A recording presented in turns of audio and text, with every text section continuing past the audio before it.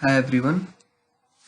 आज का हमारा टॉपिक है मेथड्स के बारे में पढ़ेंगे। सबसे पहले हम डिफिनेशन इसकी पढ़ लेते हैं। Methods is a block of code which only run when it is called.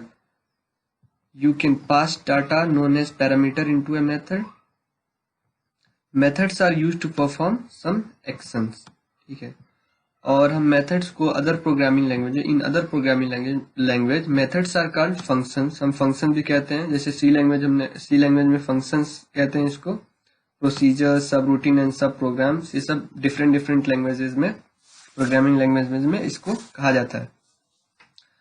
तो देखिए, मेथड जो होता है, मेथड ब्लॉक ऑफ कोड होता है। जैसे कुछ भी आपने मेथड के अंदर डिफाइन कर दिया, तो वो कब रन होगा, जब ये लाइन मेथड की कब एग्जीक्यूट होंगे, जब इसको कॉल किया जाएगा।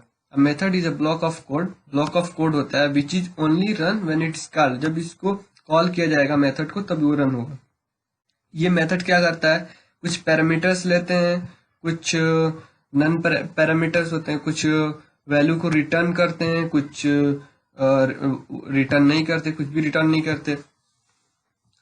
तो चलिए हम इसको प्रोग्रामिंग में कैसे इम्प्लीमेंटेशन होता है, मेथड का वर्क होता है, कैसे मेथड काम करता है, ये कैसे एक्शन परफॉर्म करता है, उसको हम समझने की कोशिश। ये हम अपने क्लिप्स आईडी के अंदर है।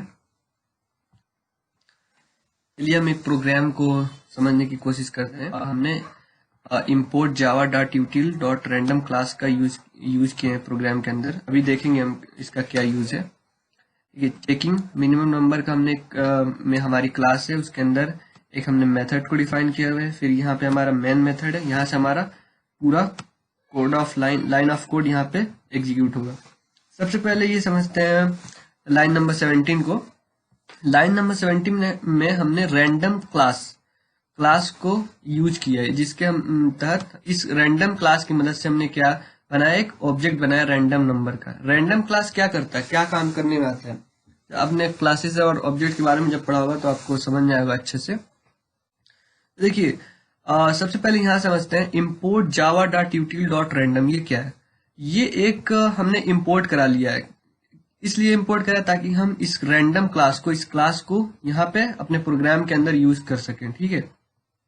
तो इंपोर्ट जावा के अंदर, जावा एक पैकेज है, जावा के पैकेज के अंदर यूटिल पैकेज है, यूटिल पैकेज के अंदर एक रैंडम नाम की क्लास है। ठीक है। ये प्री डिफाइंड क्लास है।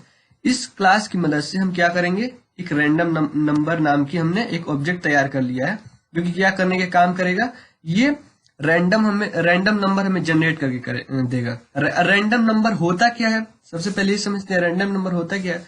सपोज करिए कि आपने नंबर एंटर किया, ऑब्जेक्ट में पास किया वैल्यू 15, तो 15 इसका मतलब ये 0 से लेकर 14 तक के रेंज में वैल्यू आपको जनरेट करके देगी। कुछ भी हो सकता है, जब आप प्रोग्राम रन करेंगे ये हर बार एक डिफरेंट नंबर आपको देगा 0 से 14 के बीच में। अब अपने 15 इंसर्ट कराएंगे तो देखिए यहाँ पे हमने एक वेरिएबल ली है इंट फर्स्ट नंबर। ये फर्स्ट नंबर एक वेरिएबल है जो कि क्या करें, random number dot next int 15। ये यहाँ पे अब समझते हैं नेक्स्ट इंट मेथड। एक मेथड होता है जो कि हम इनपुट कराते हैं किसी भी नंबर को, किसी भी इंटीजर वेरिएबल को। जैसे मान लीजिए हमने 15 को इनपुट कराया है किसके अंदर, ये नेक्स्ट इन मेथड के अंदर हमने क्या करा है, 15 को इंसर्ट किया है। तो इसको एक्सेस करने के लिए रैंडम नंबर, ये ऑब्जेक्ट एक्सेस करेगा कैसे, जब इसको random number dot next in 15, जब आप इसको लिखेंगे तो ये 15 जो है रैंडम नंबर के पास आ जाएगा। अब इसको रैंडम नंबर ये जनरेट करके देगा 15 मतलब 0 से लेके 14 के बीच में ये आपको नंबर जनरेट करके देगा। और जो भी नंबर ये जनरेट करेगा वो किस में असाइन हो जाएगा, वो फर्स्ट नंबर में इस वेरिएबल में असाइन हो जाएगा। और फिर स्क्रीन पे हम इसको मैसेज प्रिंट आउट करा देंगे कि first number generated using random class. पहले जब जनरेट करा लेंगे तो इसको प्रिंट कर देंगे। फिर सेकेंड में भी वही केस है, सेकेंड नंबर में भी रैंडम नंबर ये जनरेट करेगा, और फिर जब ये दोबारा जनरेट करेगा तो सेकेंड नंबर नाम की वेरिएबल में हम इसको स्टोर करा देंगे। फिर इसके बाद क्या होगा, एक हमने चेक मीन ऑफ देम, ये देखिए ये एक मेथड है। ठीक है। इस मेथड के अंदर हमने फर्स्ट नंबर और सेकेंड नंबर, जो ये फर्स्ट नंबर ये वेरिएबल और ये सेकेंड नंबर वेरिएबल, ये इन दोनों को हमने क्या करा, यहाँ पे इन लोग को पास करा दिया। ये पास किसमें करा है, चेक मीन ऑफ देम नाम की फंक्शन के अंदर। तो ये check mean of them function के अंदर जब हमने इसको कॉल कराया, ये कॉल होकर इसके पास आया, चेक मीन नंबर के पास। पेज को रिफ्रेश कर लेते हैं। देखिए यहाँ से कॉल हुआ और आया चेक मीन नंबर के पास। सॉरी, यहाँ पे ये नेक्स्ट। तो इसने क्या किया, दो नंबर इसमें पास किया, जो कि फर्स्ट नंबर और सेकेंड नंबर, ये जनरेटेड वैल्यू है जो कि फर्स्ट नंबर और सेकेंड नंबर में इंसर्टेड है। तो ये दोनों इसमें पास हो गए। तो पास होकर सपोज मान लीजिए यहाँ पे पास होकर 6 आया, और यहाँ पे मान लीजिए यहाँ पे 6 आया, यहाँ पे मान लीजिए 5 आया। ठीक है, इन दोनों नंबर को अब चेक होगा कंडीशन, जब प्रोग्राम के अंदर ये दोनों कंडीशन चेक होगा। First number, if first number less than second number, क्या फर्स्ट नंबर यानी कि 5 लेस देन 6 है, तो कंडीशन ट्रू है। तो अगर कंडीशन ट्रू है तो क्या कर दो, रिटर्न कर दो 5। अगर कंडीशन फॉल्स है, एल्स रिटर्न सेकेंड नंबर। अगर कंडीशन फॉल्स हो जाती है तो 6 कर दो, अगर कंडीशन ट्रू हो जाती है तो 5 कर दो। फर्स्ट नंबर को रिटर्न कर दो, सेकेंड नंबर को। तो जो भी रिटर्न करेगा ये मेथड, चेक मीन मेथड, इसके पास आएगा, रिटर्न करेगा वापस।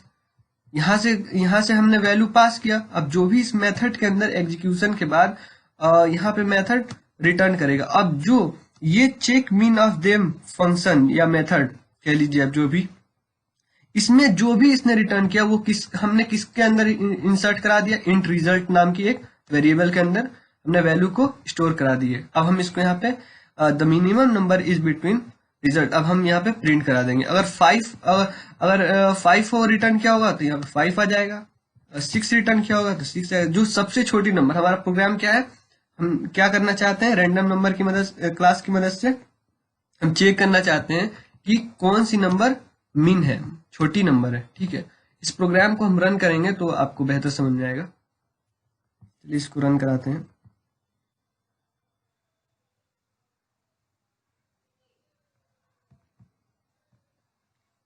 देखिए जब हमने पहली दफा इसको रन कराया, देखिए first number generated using random class 9। जब इसको पहली दफा रन कराया तो 9 जनरेट करके दिया, सेकंड पे जनरेट करिए तो 2 दिया।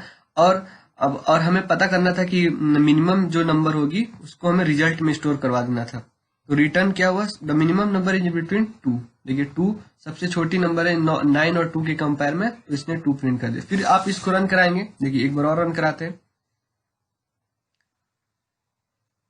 देखिए इस बार कुछ डिफरेंट नंबर जनरेट करके दी। देखिए पहली दफा 4 की है और दूसरी दफा 10। अब इन दोनों में कौन छोटा है, 4। फिर तीसरी बार हम इसको रन कराते हैं। देखिए इस बार क्या हुआ, पहली दफा जनरेट की 4 और दूसरी दफा 11 की, और इन दोनों में छोटा कौन है, 4। फिर एक बार हम इसको रन कराते हैं। देखिए अब पहली दफा इसने 5 जनरेट की, दूसरी दफा 1 जनरेट की, और दोनों में सबसे छोटा कौन है, 1। तो इस तरह हमने इस रैंडम क्लास की मदद से हमने क्या किया, यहाँ पे वैल्यू जनरेट किए, कुछ भी ऑटोमेटिकली ये जनरेट कर देता है। दूसरी 2 वैल्यू को जनरेट किए, फिर उसको हमने एक मेथड के अंदर कॉल किया, और इन दोनों को कॉल करने के बाद यहाँ पे हमने कंपेयर किया फर्स्ट को सेकंड से। अगर कंडीशन ट्रू हो जाती है तो फर्स्ट रिटर्न कर दो, वरना सेकंड कर दो। जब ये रिटर्न कर देता है तो हम इसको क्या करते हैं, ये मेथड जब कोई भी वैल्यू को रिटर्न करता है तो हम इसको चेक मीन ऑफ देम नाम, इस मेथड को हम किस में, रिजल्ट नाम की वेरिएबल में स्टोर करा देते हैं। फिर इसको हम प्रिंट कर देते हैं जो भी रिजल्ट के पास आती है। तो इस तरह से हम रैंडम क्लास की यूज कर हम ऐसे सब प्रोग्राम कर सकते हैं। चलिए एक और एग्जांपल ले लेते हैं। फाइंडिंग फैक्टोरियल नाम की हमने क्लास बनाई, इसमें हम फैक्टोरियल फाइंड करेंगे मेथड की हेल्प से। देखिए यहाँ से हमारा मेन मेथड है, स्टार्ट है। एक लूप हमने चलाया, फॉर लूप। इसके अंदर हमने क्या किया, एक फैक्टोरियल नाम की मेथड को यहाँ से कॉल करवाया। ठीक है, जब आई की वैल्यू इनिशियली क्या है, 0 है, 0, तो आई की वैल्यू यहाँ से कॉल होकर कहाँ आएगी, फैक्टोरियल मेथड के पास आएगी। और ये इंट n नाम की वेरिएबल इसको अपने अंदर ले लेगा 0। यहाँ पे क्या हो जाएगी, n की वैल्यू क्या हो जाएगी, अभी 0 हो जाएगी। ठीक है, कब इसके अंदर आते हैं, एफ हमने एफ इसके अंदर 1 असाइन किया हुआ है पहले से। और वाइल देखिए क्या कंडीशन चेक होगा, क्या 0 ग्रेटर देन 1 है, तो कंडीशन फॉल्स है। जब कंडीशन फॉल्स हो जाएगा तो इसके अंदर इसके अंदर क्या करेगा, मूव करेगा ही नहीं, इसके अंदर ये कोड चलेगा ही नहीं। जब चलेगा नहीं तो क्या कर देगा, रिटर्न एफ, एफ को रिटर्न करेगा। एफ के अंदर क्या है, एफ के अंदर 1 है, तो ये हमें 1 रिटर्न कर देगा। यहाँ पे ये इसके पास 1 आ जाएगा, ठीक है। तो जब हमने 0 कॉल किया, 0 कॉल किया तो आउटपुट हमारा क्या आना चाहिए, 1 आएगा, ठीक है। फिर अब वैल्यू अपडेट हो जाएगी फॉर लूप की, आई की सॉरी आई की वैल्यू अपडेट हो जाएगी, क्या हो जाएगी अब 1। फिर अब इसके अंदर हम क्या कॉल करेंगे, 1 कॉल करेंगे। अब ये 1 कहाँ आएगा, इसके पास आएगा। पेज को रिफ्रेश कर लेते हैं। तो अभी इसके पास इसने क्या लिया है, 1, ठीक है। ये 1 फिर अब कंडीशन चेक होगी, प्रोग्राम मेथड्स के अंदर आएंगे तो व्हाइल लूप के अंदर आएंगे तो कंडीशन चेक होगी, क्या 1 ग्रेटर देन 1 है। अभी ये कंडीशन फॉल्स हो गई। जब कंडीशन फॉल्स हो जाएगी तो फिर हम रिटर्न एफ कर देगा। मतलब रिटर्न एफ का मतलब अभी भी एफ की वैल्यू क्या यहाँ पे असाइंड है, 1 है।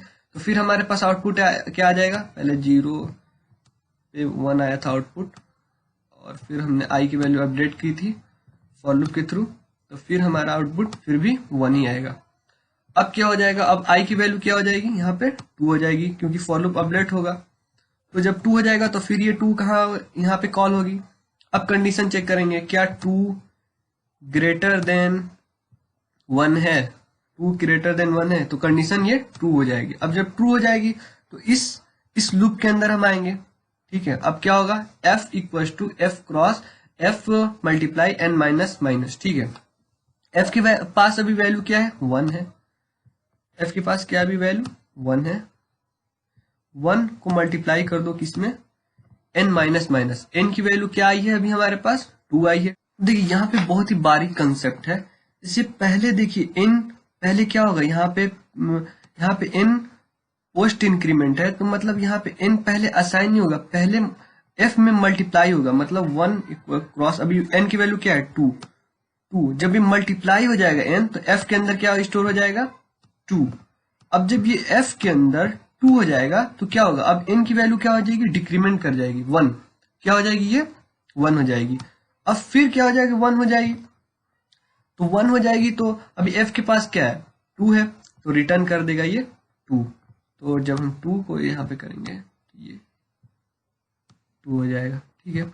अब वैल्यू फिर क्या हो जाएगी, फैक्टोरियल की अपडेट हो गई 3, तो 3 इसमें कॉल होगा, 3 के पास आएगा। फिर से इसको अपडेट कर देते हैं, यहाँ पे 3 आ जाएगा। जब 3 आएगा तो कंडीशन चेक होगा, 3 ग्रेटर देन 1 है, कंडीशन 2 है। अब क्या करेगा, पहले f के पास क्या थी, पहले f के पास 2 थी, और इसके बाद अब क्या है वैल्यू, n के पास 3 है। 3 क्या करेगा, 3 पहले यहाँ पे क्या हो जाएगा, 6 हो जाएगा, 6 हो जाएगा। 2 इंटू 3 f के अंदर क्या हो जाएगा, 6 असाइन हो जाएगा, 6 असाइन हो जाएगा, ठीक है। अब उसके बाद क्या होगा, f की वैल्यू अपडेट होगी तो 4 हो जाएगी, 4 हो जाएगी। तो 4 हो जाएगी तो फिर कंडीशन चेक होगा, क्या 4 ग्रेटर देन 1 है, हाँ कंडीशन 2 है। तो अब 4 के अंदर क्या हो जाएगी, f के अंदर पहले क्या थी, तो 4 और पहले 6 थी, 4 क्रॉस 6 इक्वल टू 24,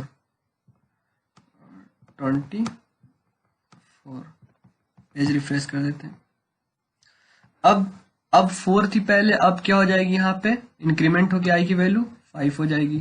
फिर ये 5 के अंदर यहाँ पे आएगा 5, क्या 5 ग्रेटर देन 1 है, हाँ कंडीशन ट्रू है, 5 ग्रेटर देन कंडीशन ट्रू है। तो पहले क्या थी, पहले f के पास कितना थे, 24 थी। अब ये 5 इसमें मल्टीप्लाई हो जाएगा, 25 जो भी वैल्यू आएगी उसकी 120 आती है, 5 को जब आप 5 से 4 को मल्टीप्लाई करेंगे तो 120 आ जाएगी। अब ये रिटर्न कर देगा f, और यहाँ पे f आपका प्रिंट करके दे देगा। अब कंडीशन देखेगा, अब यहाँ पे क्या i की वैल्यू जब अपडेट होके 6 हो जाएगी तो क्या 6 लेस देन 5, क्या 6 5 से छोटा है? नहीं, ये कंडीशन फॉल्स हो गया, प्रोग्राम आपका एंड हो जाएगा। चलिए एक बार इसको रन करा के देख लेते हैं। ये प्रोग्राम रन हो गया। जब एक्सक्यूज मी, जब प्रोग्राम रन हुआ तो देखिए F0 पे हमने हमारा क्या आउटपुट आया था? 1 आया था। F1 पे हमारा क्या आया था? 1 आया था। F2 पे हमारा 2 आया था। F3 पे 6 आया था और F4 पे 24 आया था। अब जितनी मर्जी चाहे उतनी दफा आप इसको कॉल कर सकते हैं, उतनी दफा अब आई की कंडीशन अप्लाई कर दीजिए, आपको ये फैक्टोरियल नंबर निकाल के दे देगा इस लॉजिक के थ्रू।